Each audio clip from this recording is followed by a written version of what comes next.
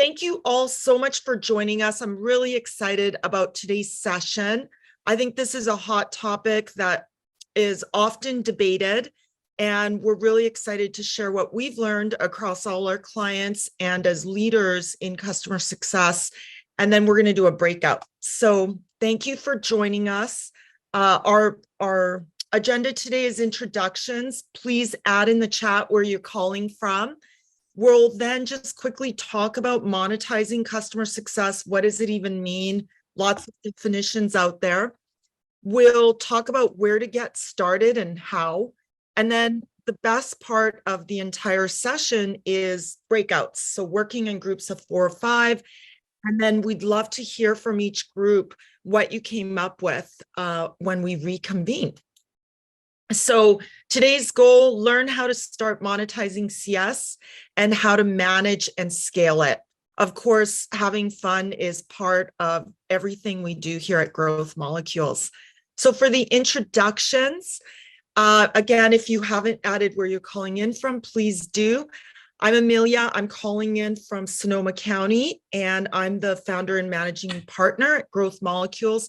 We are a customer success management consulting firm.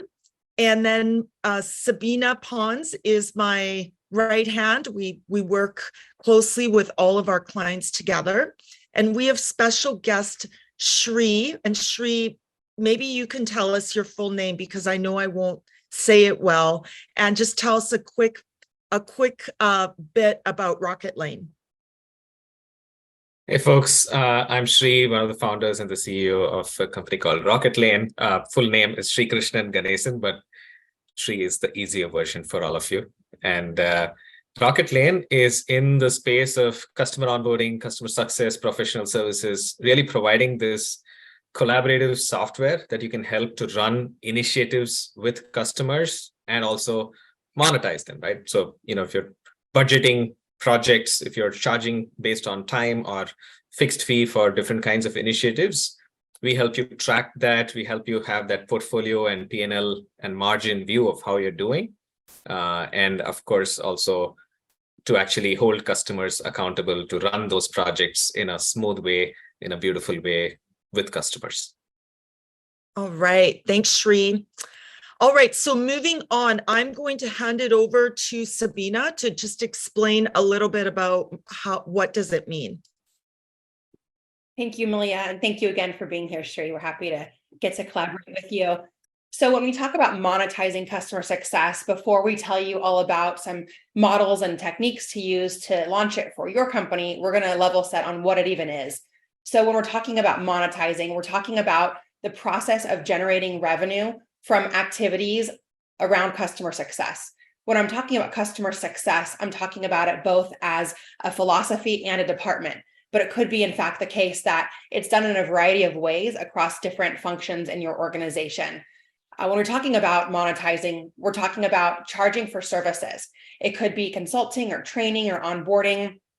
It typically would include fees, and costs for those services need to be something that is palatable for your customers. There's typically a premium offering and maybe some tiered offering, which we'll get into in a little bit. Ultimately, you might also be able to use data to sell advertising or products or other services.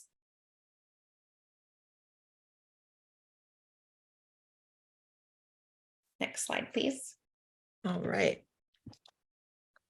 So as far as why teams should monetize, it may not necessarily be something that you've even thought of doing before within your organization.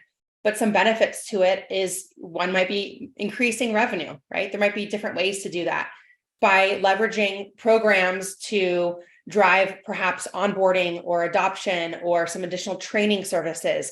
It can also help increase retention. We're talking about customer logo retention, but also revenue retention as well, because you're creating a stickier, more knowledgeable customer experience. It also would promote advocacy. This is an opportunity where your customers have an opportunity to sing your praises. And because they're more ingrained with you, your culture, and perhaps your offerings and the benefits and value they're getting, they're also more likely to share word of mouth, perhaps even to stand beside you at an industry conference where they're talking about the benefits they've received from your application. having extra layers of services and offerings may help differentiate your product and service from your competition. And it gives you that advantage because there may be teams who have the in-house knowledge or expertise of a particular aspect of your platform. But I've heard often from our own customers that they typically lack what they say the arms and the legs to execute themselves, right? That's often why even people like us at Growth Molecules have jobs, because global CS leaders sometimes have the vision, they have the idea, but they need to pay to help them get it done faster. And so when you offer that ability by providing paid services, you're helping your customers. And of course, doing so helps provide access to more customer data. When they buy the software, you're capturing data, you're capturing information about infographics, demographics, and all along the way as they're using the application. But when you're going in and doing any kind of an upsell or cross-sell, it's an opportunity to gain more insight and intel, therefore capturing more data about your customers. Next slide, please. So you may be thinking, go ahead. Go ahead. No, yes, go ahead on the data. Okay, thank you. So you may be thinking that this is all great, fine, dandy, wonderful idea, but that your customers are going to be the biggest barrier to entry. That if you've never charged for services and you think about launching a program where you're charging perhaps for support or for onboarding or for some additional consultative advice, they are actually not the ones who are going to provide the biggest roadblockers. It actually may be your internal stakeholders. And so the best thing that you can do is, we joke, become best friends, BFFs, best friends forever with your internal stakeholders. And what we mean by that ultimately is showing them that there is compelling data and reasons that you can launch these programming efforts to get them to buy into your program and support you and help you launch it. So you'll see some of these stats on the slide here. Essentially, there's a greater market share when your teams have a paid offering, where you see a 60% increase where customers who have monetized their service offerings have ultimately increased market share. We see that 50% of companies who've monetized say it helps them to reduce their customer acquisition costs. When you have monetized customer success offerings, 70% monetized programs typically result and lead to increased customer satisfaction scores like NPS and CSAT. So ultimately, there's offerings and averaging around 29 million that teams have been able to leverage, and even like pace setters as far as 50 million in annual revenue that they're able to generate for their organization over time by launching these monetization efforts. So by seeing these stats, these figures and investment opportunities, sharing these with your stakeholders, your C-suite, if they're not already on board, this will help them and make a compelling case for why you should consider launching a program where there's monetized customer success. With that, now I'm going to turn it over to our guest today, Sri. I believe. Sorry, can you all hear me now? Yes.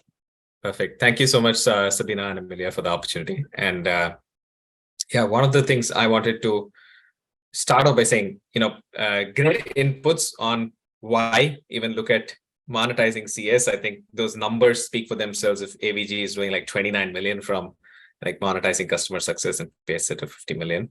But in my mind, one of the core things that aligns with charging for customer, for some of the services that you have been used to providing for free, in my mind, is just bringing the seriousness into the engagement from the customer side as well, right? Very often we are chasing our customers and trying to get them to the QBR, trying to get them to a conversation about, hey, you need to do these things better to get more value from your product. But when they see us as someone offering that advice and input for free, even if it's onboarding, right? If it's not time boxed, if it's not having a dollar value on it, often people take it light. They don't give it the focus it needs because they feel they're not paying for it. Versus when they do pay, I think it increases accountability on both sides and helps you get to those better results. So I'm not surprised at an increase in advocacy and an increase in CSAT, because you are truly going to be able to drive better results with the customers. I wanted to share a couple of things here on where to start. One is just, we have a bunch of customers who do monetize their CS today, and one of the things we learned from them was that instead of, thinking of it as, hey, we are going to charge you $500 a month for customer success as an offering, it helps to break down things into bite-sized offerings. And we've seen a lot of amazing companies, the likes of Splunk and HubSpot and all of these larger companies that do monetize CS do it that way, because in the customer's minds, they have a specific value they're able to attribute to for what they're paying, right? So I think when we go through the breakout sessions, it would obviously help for you to keep some of these things in mind as to where we can start. But bite-sized offerings is one, and the second input from what we've seen customers do is don't introduce something completely new to them and say we're going to charge for it. Rather, pick on something that they already have exposure to, that they have familiarity with, right? It may be, hey, we do this audit for customers on how they're using our product. We're going to make that into a priced offering, right? Something that we can monetize. So start with things that the customer may have familiarity with. And we'll move to the next slide where I have a few examples of those bite-sized offerings that customers will have familiarity with, right? So these are a few things, we thought could be easy places to start. Of course, there's the regular onboarding and premium support that people are familiar with, but beyond that, just within the realm of, customer success, adoption strategy. A lot of large customers are afraid of buying a new tool because they feel, what's going to happen after I buy? Am I going to be able to drive my team to actually adopt and use the product? And if you say, hey, that's something we can consult you on, and we are going to be accountable for it because this is a paid package, we know what we're doing, and we have a strategy around it, we have a plan for it, we have the material for it, helps. Likewise, change management, right? Both are, in the same domain, so to speak, but supplying the right material, personalized training and tutorials, and those can be part of what you charge for. And then there is usage reports and analysis to present to the customer. You go back, look at their data and tell them, hey, here's where you're doing well, here's what your team has adopted, here's where you can extract more value, giving those insights, and even benchmarking as another offering, right? Where you can say, here's what your peers do, very valuable. If you're going to say, hey, let's say you're a tool like Outplay or Outreach, and you're going to tell customers, these are the results your peers achieve using our product, where the response rate for your outbound efforts look like this, and here's where you are. That's great insight for them to know there's something to tweak. Are they doing better? Are they doing worse? Audits, again, similar in terms of looking deeper into your own usage. And of course, the whole strategy around the partnership itself, saying, hey, here is our plan for each quarter on what we're going to execute on together, what outcomes we're going to achieve together, right? So all of these, I would say, are ideas or examples of where you can start from a monetization perspective. I see there is one question. Do we take questions now, Sabina, Amelia, or should we leave that for later? This is a small one. I'll just take it up quickly. Ravi asks, why can't this be part of post-sale PS offerings? What's the difference calling them CS offerings? I think the idea is, yes, your PS offerings can also be part of this, and CS drives, picking these initiatives and helping the customer prioritize why you're doing these initiatives. You may involve PS teams in delivering on them, actually, right? So it works that way as well.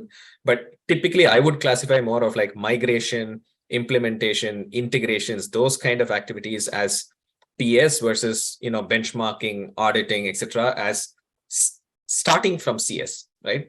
You are monetizing what you may have been doing in a QBR for free, and hence, these are monetizing CS. But yes, the delivery can happen in partnership with the PS team. And lastly, as part of getting started, I thought I'll leave you with these 3 questions for you to think about when you're defining those offerings for yourselves, right? Is there clear value that customer can see from the offering, which can be defined, right? Like, here is what this is going to help me with. If you can quantify, even better. Are there deliverables? Is there a report you're going to give them? Is there like a analysis you're going to provide with them, or a tutorial you're going to provide? What are you creating out of it? If there's a deliverable, there is easier value assigned to the work you're putting in, because the customer can also defend their spend on you with their leadership, saying, hey, here's what I got out of spending this. And of course, lastly, does your offering help your customer POC look more successful inside their company, right? Are they able to say, hey, we were at so much adoption, and now with this offering we purchased, we have moved to 95% adoption within our team, or any of those success metrics. With that, I will turn it over to Emilia. All right, so now we're going to break out shortly, but before we do, I just want to share with you monetizing models that both Sabina and I have used in our own careers, and then of course with clients. So there are 5 here. The first one is the required model, where you don't get to use our product unless you actually go through a program that you're going to pay for. And the example I'll share is Superhuman. They really want to ensure that you're going to adopt the product, so you're required to go through training. And that's the first model. Second is selected as needed. The example is, Ravi, you asked about professional services. I would say that is as selected or needed. Sometimes it's on retainer. You may not have someone in CS ops, for example, but you want someone to be doing the professional services on the back end on a platform. You may retain someone for professional services and add them on as hours or as a product. And HubSpot's a great example of that. Third is tiered.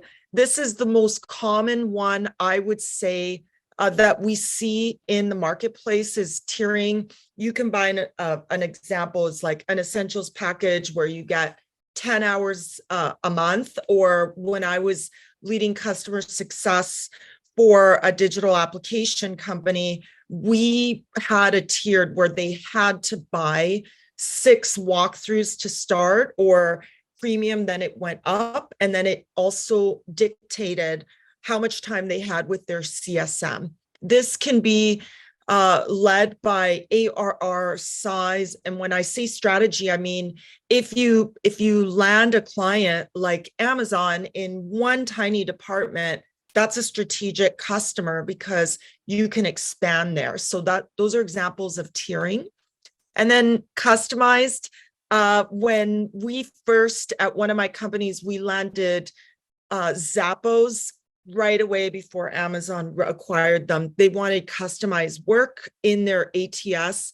And yes, we went and did that. And yes, we monetized it. And what we realized, because this customer really forced us into building something that we saw was strategic for our organization, then we were able to roll it out to all customers at a price as well. So that's an example of a customized model. And then I hate putting the 5th one on, but it is there.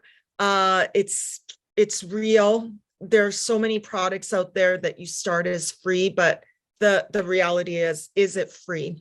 Someone in finance is putting that against a number on your bookkeeping, your accounting records that you're going to show the board. So you can either show it as a cost center or a revenue center. And our belief is that the goal is always to monetize customer success.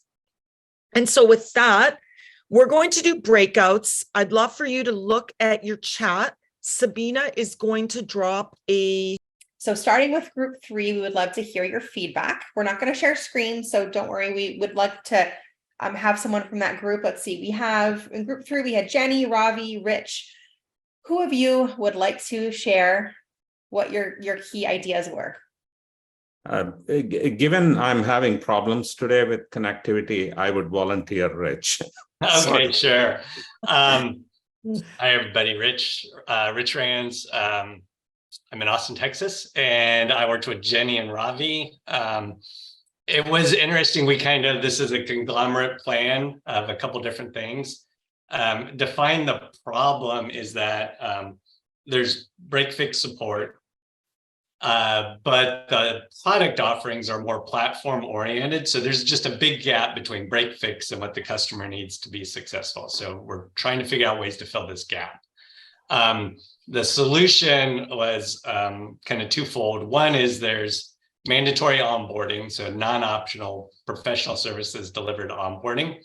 But coming out of onboarding, there's sort of a fork in the road where you either go down a path of advisory services or like an advisory plus kind of service. And obviously there's different dollar values and costs associated with that. But coming out of onboarding, a conversation with the customer that says, what's the appropriate path for you? Here's what we think. What do you think? And moving down those. Offering one is, I kind of called it talking, advisory services. Like we'll work with you and we'll give you advice and we'll guide you. The deliverables are really just hours per month as part of that.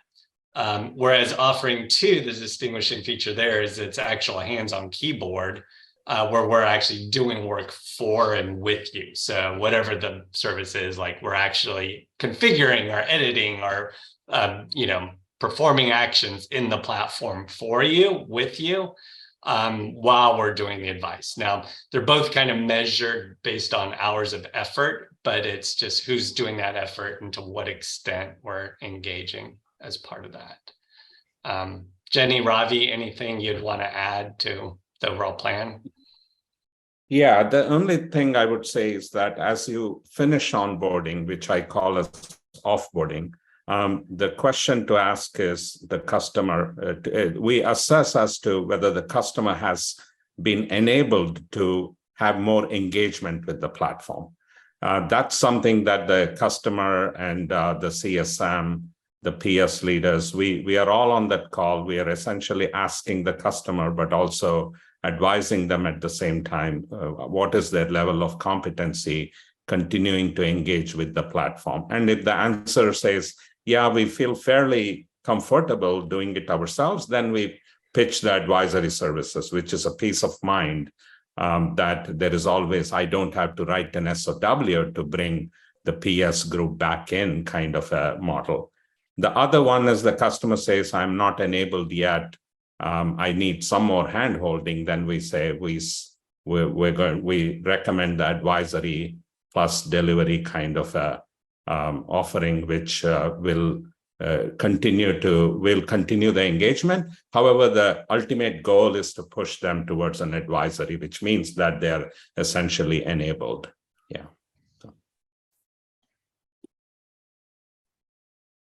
Well, thank you. Is there anything, Jenny, that you wanted to add? No, I think we mentioned it was getting good because we were talking about predictability and churn. Should they mature out of the services model? And that's where we were digging in and then we got pulled in. So excellent. Yeah, that's a great way to think about it too. When I've launched tiered teams before, we also had to look at, or not tiered teams, sorry, tiered offerings for support. I manage a support team. Was when do we launch that? There's legacy customers who have been getting it for free. And then thinking about, do we introduce it as a new fancy thing, or is it only for net new customers? We pick a moment in time and launch it for them, pilot it, see how it's doing, and then look at all the data and analytics from there. So there's not a one size fits all or silver bullet, but I think trying it and having opportunities to hear from each of you like this is exactly what spawns creativity and new ideas. Well, thank you for sharing and going first. Appreciate it. Let's go to group 2. We had Arun, Giovanni, Gosha, and Melissa. Who would like to share your key? I don't mind sharing because I was the scribe, so I have all the notes. But the problem that we kind of decided to go with was one that we've all seen a lot of, which was just low adoption. And the contributing factors in our example scenario, and that we've seen many times, were complexity of product. So in this exercise, we had a complicated, big product that can be difficult to learn, and just general change management struggles. For discovery, we talked about doing CSAT surveys after milestones, like after onboarding, to determine where problems are happening. So in this example, we were getting poor scores after onboarding when we're asking people, do you feel that you have everything you need to go and be successful in our product? People were not generally feeling that way. And then also we were noticing in our example, a lot of support tickets indicating people struggling to use the product. So for example, maybe our support team is logging these or categorizing these as something that people just needed an FAQ doc to be able to do. Like, this is a simple answer. There's nothing that's a real problem, but people are reaching out about this. And obviously they're not going to see ROI with poor adoption. So the solution that we landed on was to do a customized solution. And we wanted to customize it based on maybe first iterations where we're seeing people that have these problems, but turn it into a track that we can use for other customers that are in a similar segment with also low adoption, so that we can start plugging people into this customized flow that addresses this specific problem. And then do something like, for example, what Growth Molecules does, where there's a 12-week training program instead of maybe 1 or 2 days of onboarding. So every week they're doing a different topic or a different feature functionality, and then they have homework every week to maybe focus on that. And then we also like the idea of throwing in with that customized solution or custom SKU that we could sell, maybe an hour or 2 hours of pro services that just come with that as well. And incentivizing the users with maybe a certificate, if we're a recognizable enough product and that's something that's attractive for them to have on their LinkedIn, have on their resume, or even just something fun like a gift card, $100 Amazon gift card to the people who did the best on their homework or who completed X, Y, or Z the fastest. Thank you for sharing that. Anybody else from the group want to add to that or enhance, expand? I think Melissa did a fine job. Go ahead. I got worried because we didn't see anything in the shared document. And so we're like, oh no, what is group 2 talking about? But clearly you were on task. Totally. Thank you, Melissa. I think you covered it thoroughly. Well, thank you. All right, let's go over to group 1. In group 1, we had Becca, Kim-Thu, and Versha. Yes, hi, Kim-Thu. I'll go by KT, so let's make it easy. I'm gonna represent the group and my teammate will jump in if I miss anything. So from our discussion, we actually have a pretty good range. But mostly kind of under free, but collective experience, we start from tier model through also free, right? So in my example, I share with the group is that I do both, right? So we discussed about our experience where we actually add a percentage of the cost of the licensing or subscription. If, in my example is 5%, that then have this special packaging only for enterprise customer, that very large, that needs a lot of, I like to say, not so much a hand holding, but advising, right? Other team mentioned about that too, is, to have a successful deployment. So starting from onboarding, into the implementation plan, looking at that persona and their stakeholders, how do we roll it out? That include training, X number of classes and whatnot. And also some advisory, which is part of that, 5%, and also support, kind of hypercare, right, period for that. And then the rest is kind of free. So tiers, so we have enterprises, very large, and we have kind of mid-tier, right? I think we kind of similar idea of the mid-tier is some account that probably have the opportunity to expand, right, potential, or have some hot deals going on that we want to support, then we can rotate the resource in there to do that. And that can be justified by the deal win. And then the long tail, which is digital. And the way that, at least for me to justify for the digital tier, is that not only handle the long tail, but the content that we collaborate with marketing and product management also being used by the enterprise and other tiers also, right? So move forward. So if we follow the template here, answer the question, right? So the value is to speed up implementation and adoption, right? And have a very clear expectation with the customer, what they are going to get. Second, deliverable is very clear because we have an onboarding plan, very specifically for the customer. In my case, industrial space customer that very unique into their implementation and deployment, and also the success plan. And by the way, success plan is connected with the account plan. It has to align with that. Last but not least here is that how do we showcase the value of the CSM and monetizing it is just by tying with the ARR and also churn prevention. And yeah, I think Sabina or someone mentioned earlier, that predictive churn, if we can utilize, if we can look into that, I think that's the plus. And I would leave the group with one thought, is that do not discount your monetization of the service, right? If we say this is 5%, 10%, do not give a discount. But if we want to sweeten the deal, then we can increase some services, right? But year over year, the amount that we get in, the ARR will not be impacted. So I'm going to pause here, see if my team have anything else to add.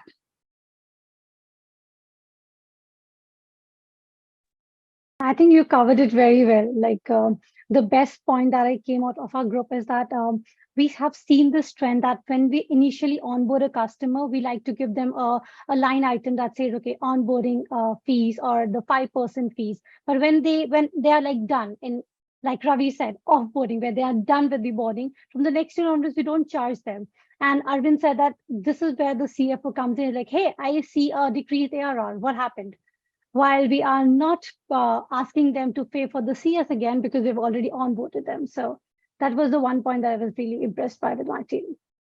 Great. Thank you for the addition. I forgot that one too. Yes. You did a great job, Katie. I love the way that you explained everything. And thank you for jumping in there, Rashad. I think you touched on something that I originally was going to mention in the earlier presentation portion. But my disclaimer is that I am not an accounting expert, but I can share from my past experiences in running teams and doing go-to-market efforts such as this. We had different auditors advise us differently. When we work with KPMG as our financial auditor versus we work with Deloitte, we got some different guidance and advisory on what is considered recurring revenue. What services can you include with ARR and what services can you not? And even within different CFOs, they have different opinions about this and good, GAAP, good accounting practices. So that's one thing, I'm not gonna share what I think you should do. That's something you'll have to talk to internally with your organization, but ultimately thinking about that, because you don't want to look like there's actual ARR churn when it's really a service that has dropped off. Then it goes back to the question, are you looking at building out services revenue modeling? What percentage margins are you looking to have there? And that's really where tools like, Rocket Lane, where you can look at your resource allocations and look at your project costs and the burn rates and really see what is your margin on services. It's a fixed fee, one-time cost, but can you leverage that to create more ARR down the line? And then another thing you mentioned is like, don't discount. In the scenario where Amelia talked about the different models and the sixth model that was there was free, the way to think about that is I would recommend doing a $0 statement of work, or versus I think what you're saying on the line items, right? On the initial contract, you show, implementation fees are normally 5,000 or 15,000, whatever you're looking at for your business. And that you show that zeroed out. We're giving this to you because we're your partners. We want to make sure that you have a successful adoption, and you're kind of priming that way later when you go in and say, we have this new support offering. We have these advisory services to help cover more ground. Your team may not have the capacity. Let us do that for you. And they're not caught off guard thinking that, oh, now they're trying to charge for more services. Is their company hurting financially? You don't want any of that. So set that expectation up front. Yeah. Transparency is good. I would say in this. Absolutely. And the customer case studies, right? Wins to share how they benefited from your services together. Well, thank you so much for joining. We're here at time today. We appreciate your positivity, your engagement, for coming here. We encourage you to stay in touch with each other on LinkedIn. We're happy to answer any questions afterwards. And again, thank you so much for being here. Thank you, Sri, for joining us today. Bye, everyone. Thank you. Thanks, everyone. Bye-bye.